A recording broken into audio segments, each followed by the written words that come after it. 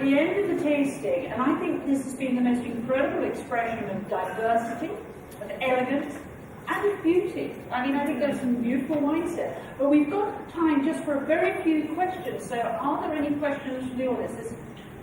I just wanted to say, I know that we have people here from all over the world that may not be familiar with some of these winemakers, but I want to thank you for the incredible selection you brought this morning. It's Raffinelli, David Patty make this much of it, and they make very, very little. And the fact that you were able to get here to share with us, we appreciate that very much.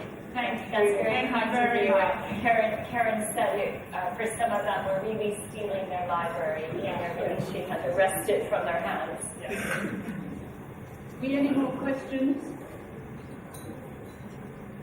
Oh, here. There's one over here. Marcus Flores. Gal Wines. No difficult ones, Marcus, please.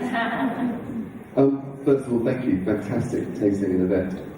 It seems to me that the sort of the theme of the wines and the event itself, beyond Hollywood and glamour, was sort of elegance and beauty and balance. Do you think those styles make Californian wine a better export proposition than perhaps some of the more spooky wines of the past 50 years?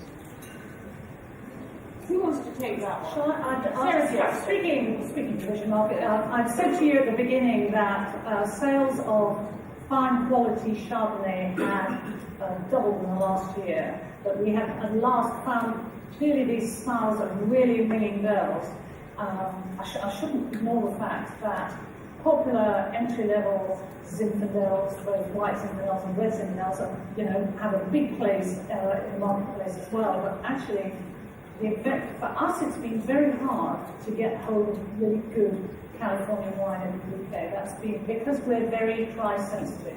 We're always looking at the Oh, that's brilliant, because Hong Kong isn't price sensitive at all. But now, I think these are styles that really, at least in our market, are really having, and there's been a few agents. There's also the rise of top-end steakhouses means that they're buying directly from producers in California, that kind of thing. It has gastronomy too, I think, has made a big difference.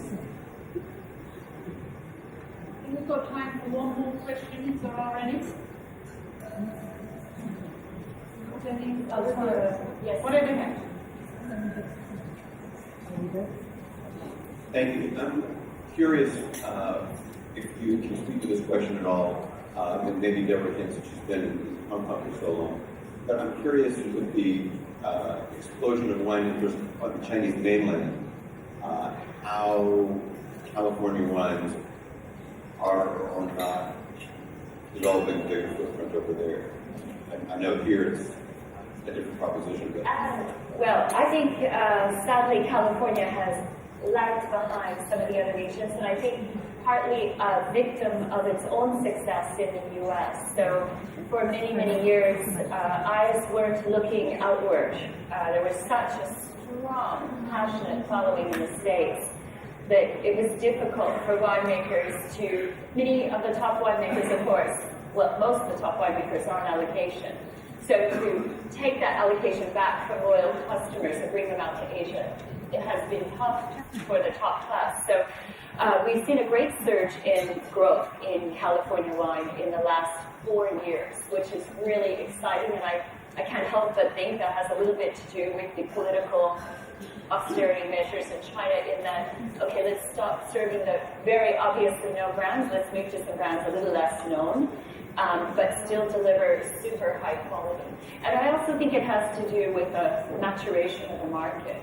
For a long time, we had low-end California wines, and people had to be brand reliant. But I mean, there's so many instances, as you know, I work in all those markets all the time, of maturation of palate.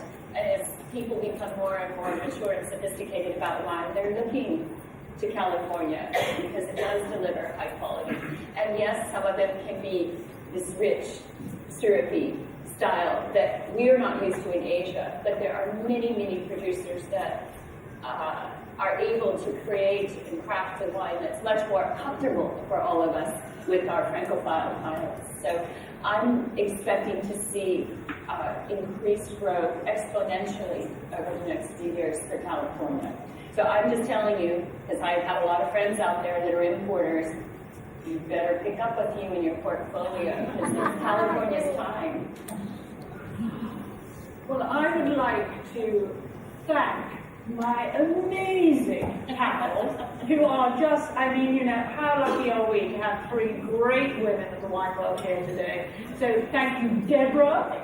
Thank you, Sarah Jane. Thank you, Karen, for the most insightful and brilliant, fun tasting. I do like all girl tastings. I'm afraid, Sarah Jane, that's it, in London. I'm not doing it with men anymore. Sorry, guys.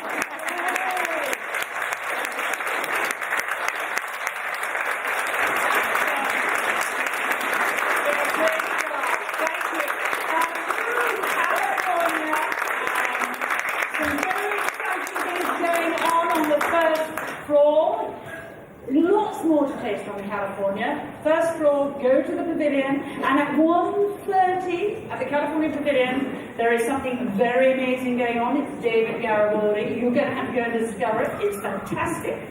But I was something to do with art, which is very California too.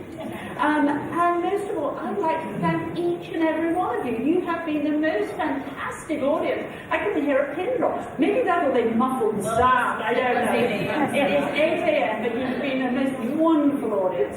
I hope you go away from this with a sense of curiosity, with a sense of excitement, because we're excited, and that's why we've been so thrilled to be here today to share with you these great wines of California. Thank you all for being here. Thank you.